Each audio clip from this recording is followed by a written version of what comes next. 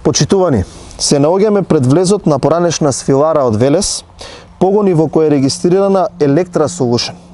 Во овие погони, оваа фирма која сега ќе го врши надзорот над коридорите 8 и 10D, произведувала долна облека. Тоа е експертизата која има Electra Solution од текстилен погон до надзор на најскапиот градежен проект во државата. Оваа фирма за долна облека е стручната компанија за која говорат Груби и Ковачевски. Покрај Electra Solution на синот Ампов, овде канцеларија има и Институтот за патишта Велес на таткото Ампов, кој е добитник на првиот тендер за надзор, кој заради руската врска беше поништен. Најсимптоматично од се е што во овие погони канцеларија има и хрватската фирма со руски капитал ИГХ, која била носител на конзорциумот со кој Институт за патишта Велес го добива и првиот тендер. Откако договорот помеѓу ИГХ и државата пропаѓа, се објавува нов, на кој наместо фирмата на таткото која се наоѓа зад овие погони зад нас, се јавува фирмата на синот која исто така се наоѓа во погоните зад нас. Граѓаните може да видат дека се работи за текстилни погони.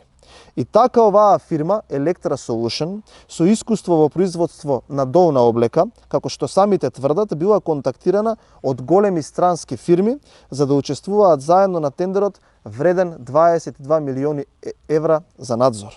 Зарем јавното обвинителство и Државната комисија за спречување на корупција веруваат во приказните дека странски фирми за надзор ќе бараат од фирма во Македонија, производител на долна облека, да им биде партнер во надзор, а потоа и да отстапат 2/3 од работата за сметка на македонските партнери, производители на долна облека. Зарем јавното обвинителство и ДКСК веруваат дека Министерството за транспорт, кое што е под контрола на вообичаено издава лиценци за надзор за 5 дена?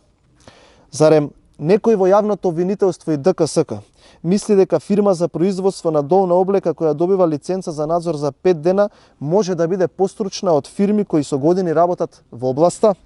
Власта влезе во шема која смрди на корупција.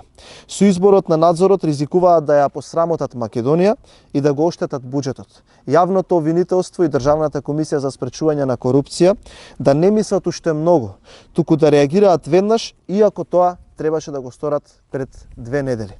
Ви благодарам.